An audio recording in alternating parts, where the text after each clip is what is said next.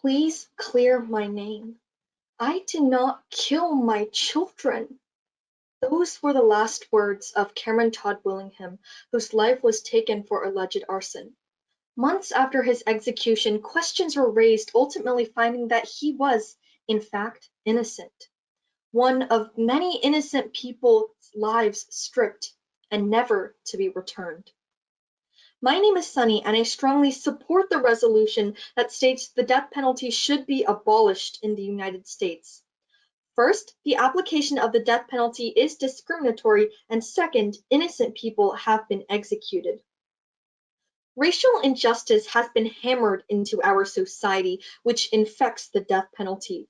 My first reason is the application of the death penalty is discriminatory. Our death row population is more than 40% Black, nearly 3 times the proportion of the general population, as noted in a 2015 CNN article. A vast majority of the people waiting on death row are Black, but in no way do people of color commit more death-worthy crimes. The only explanation for this is when white citizens and citizens of color commit similar crimes, a greater proportion of the latter face execution, significantly demonstrating the discrimination. Moreover, as concluded in a 2020 Harvard Civil Rights Research paper, thus, the overall execution rate is a staggering 17 times greater for defendants convicted of killing a white victim. Racial bias against defendants of color and in favor of white victims has a strong effect on who is prosecuted, sentenced to death, and later executed, as mentioned by the Death Penalty Information Center. No life is more valuable than another, regardless of the skin color, but when it comes to the race of the defendant or the victim, people of color face an unjust sentence that may just end their life. My second and final reason: innocent people have been executed. On December 23, 1991, a fire destroyed the Texas home of Cameron Todd Willingham, killing his 3 daughters. He was executed by lethal injection 13 years later on February 17, 2004. Months after, the Innocence Project assembled 5 of the nation's leading independent arson experts to examine the evidence in the case, ultimately finding that none of the scientific analysis used to convict him was valid. To make matters worse, he is not alone. Larry Swearingen, executed in 2019 for the murder of Melissa Trotter, later found innocent. Walter Barton, executed in 2020 for the brutal stabbing of Gladys Cooler, later found innocent. The Death Penalty Information Center reported 20 detailed cases of these innocent executions, and acknowledging the fact that there's quite possibly more, the conservative estimate of the proportion of the false convictions among death sentences in the United States would be about 4.1%, as noted by the University of Michigan in 2014. Taking in account the sheer amount of innocently executed and the estimate to be innocently convicted, the death penalty should be abolished. Life is priceless, and death is irreversible. When the capital punishment is racially unjust and strips innocent lives, the United States should abolish the death penalty and change to alternatives. The case is clear, Judge. I urge a pro ballot. Thank you.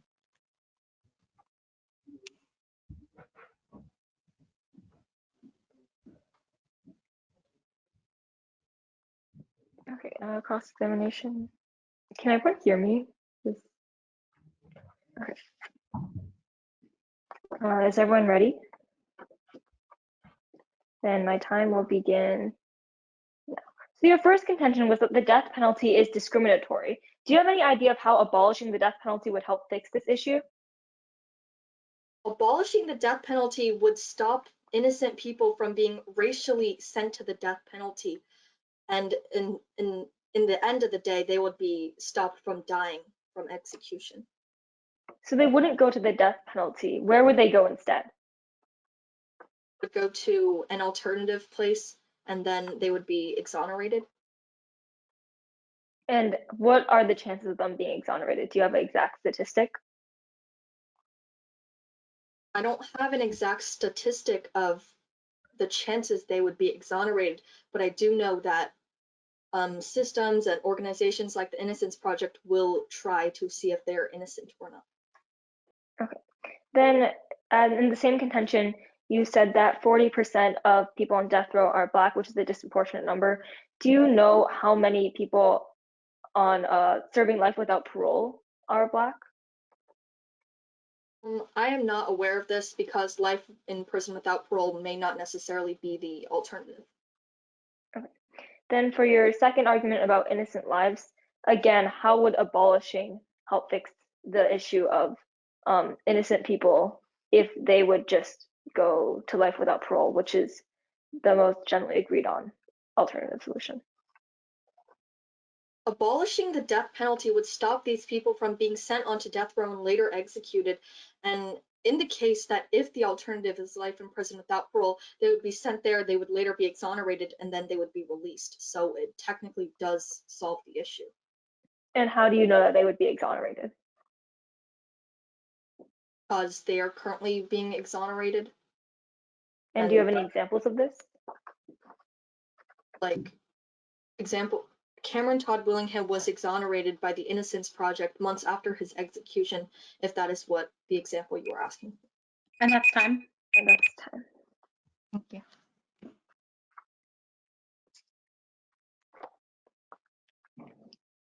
Get caught opening. Is everyone ready?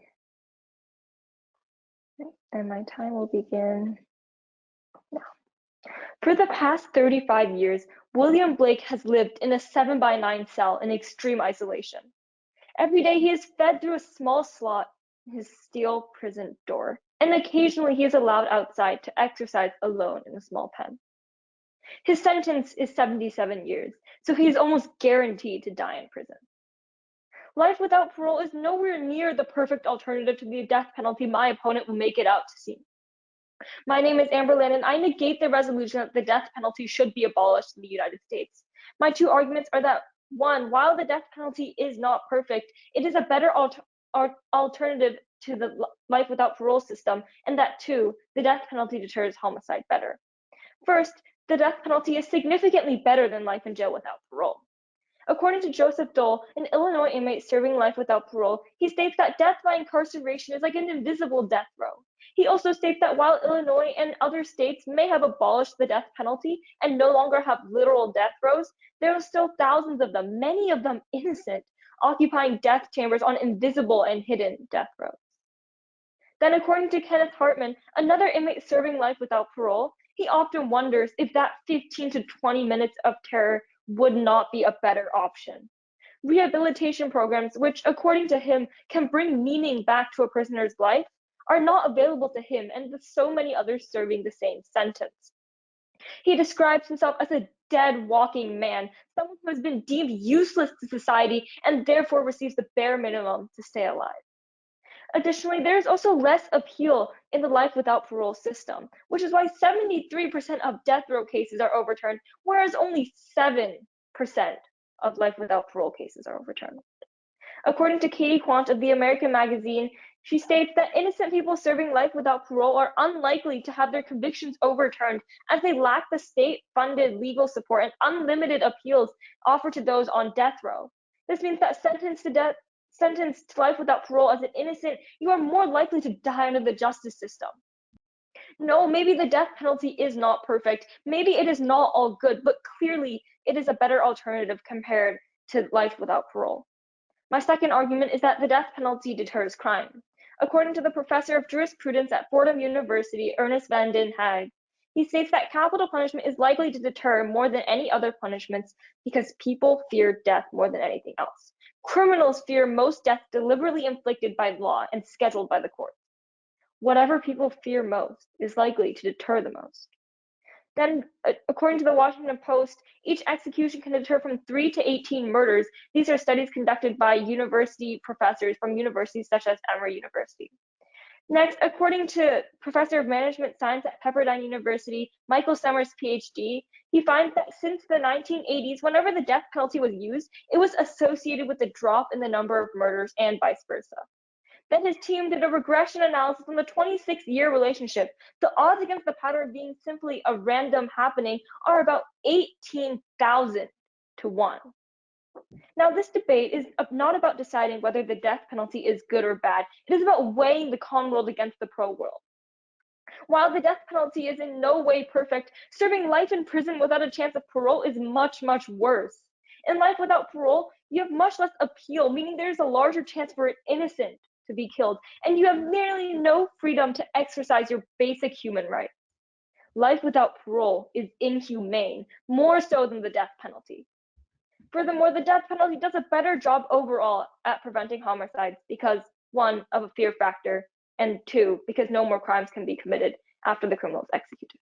For these reasons, I urge a con ballot.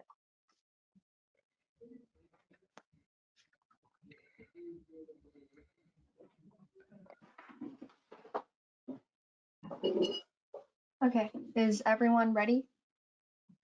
My time starts now. So your first reason is that the death penalty is better than the alternative of life in prison without parole, correct? Yes.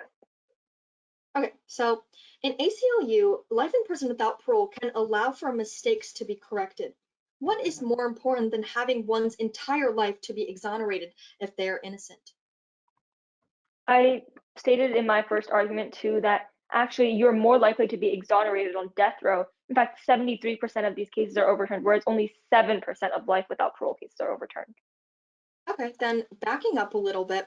So are you saying like we could reform the death penalty so we could solve these issues that they currently have? What do you mean, sorry? Like which issues? Like, it's pretty clear that the death penalty is killing innocent people, and I guess probably the way that you would suggest to fix this issue would be reform, correct? Since you don't want to abolish it. Mm, Or do you I not want wouldn't to, say, you don't want I to say that, anything about the death penalty, you just want to keep it how it is, like that? I would say like I'm not informed to make a decision about this enough, but I know that they would definitely, they cannot go to life without parole, which is why we cannot abolish the death penalty.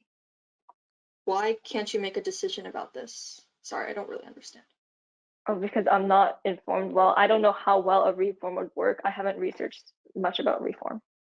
Okay, so you're just saying we shouldn't do anything to the death penalty and we should just leave everything that's how it is, and then we should just keep murdering the innocent people and everything?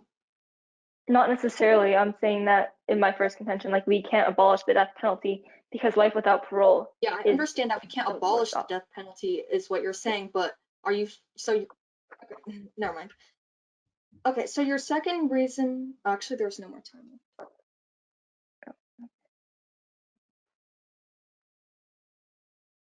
Do you need any prep time before your refutation? Yeah, can I take a minute? Yes. Okay. My 3 minutes starts now. Judges, in the status quo, we are valuing white lives over black, race being superior to guilt and innocence. Additionally, Willingham, Swearingen, Barton, and many others were murdered for crimes they did not commit. Now, let's review the opponent's arguments. First, the alternative of life in prison without parole is worse, and second, that the death penalty deters crime. So, in my opponent's first reason that the life sentence is worse, according to a 2013 American Civil Liberties Union article, the death penalty costs more, delivers less, and puts innocents at risk. Life without parole provides swift and severe and certain punishment. It provides justice to survivors of murder victims and allows more resources to be invested into solving other murders and preventing violence. Sentencing people to die in prison is the sensible alternative for public safety and murder victims. A sentence of life without parole means exactly what it says. Those convicted of crimes are locked away in prison until they die.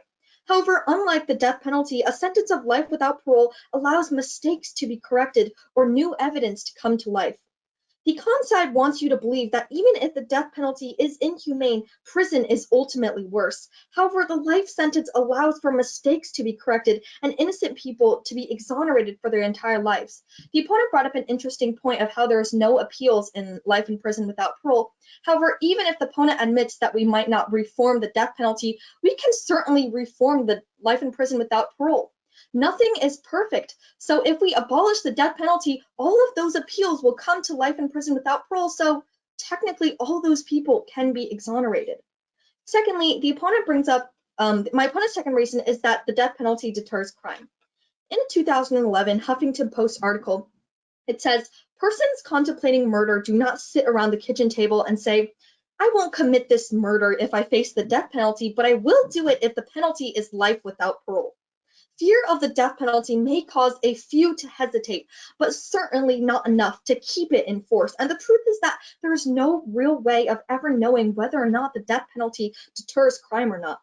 My opponent brings up a piece of evidence from Clemson University and Emory University stating that each execution results into 18 fewer murders. To begin, the study uses data from 1977 and 2000, meaning that it could be outdated. And secondly, the study is a theoretical model and itself admits that it might not be correct. So we cannot completely trust this study, which shows that the death penalty should be abolished. If the death penalty doesn't even deter crime, why are we sacrificing all those innocent lives? On the contrary, assuming that the death penalty does deter crime, why should we sacrifice all those innocent lives? Remember, Judge, their names were tarnished, their lives were stripped, and their families were devastated. Thank you.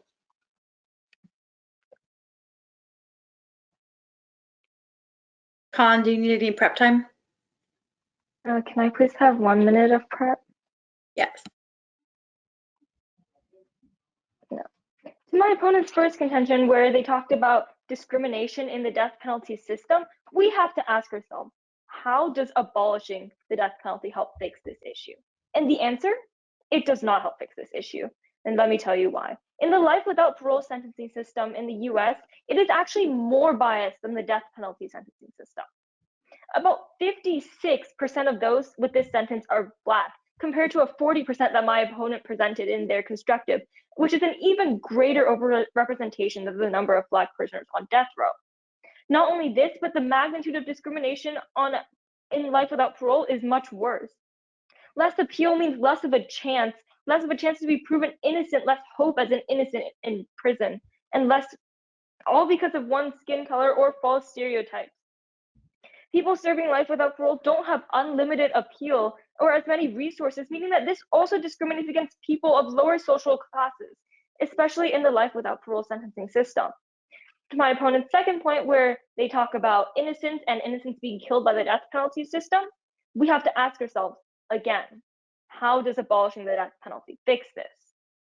Now, we have to realize that there is much less appeal in the life without parole system, which is why 73% of death penalty cases are overturned, whereas only 7% of life without parole cases are overturned. Furthermore, my opponent mentioned reversibility and how sentencing criminals to life without parole is more reversible because mistakes can be fixed. But think of a story of the man, Joseph Sledge. He was sentenced to 2 life sentences, this is according to Brandon L. Garrett of the Time magazine, for 2 murders in North Carolina. And he was innocent. And the evidence against him was thin. Before trial, a forensic analyst compared bloody shoe prints from the scene to Sledge's shoes and fingerprints and palm prints. None matched his. But a jury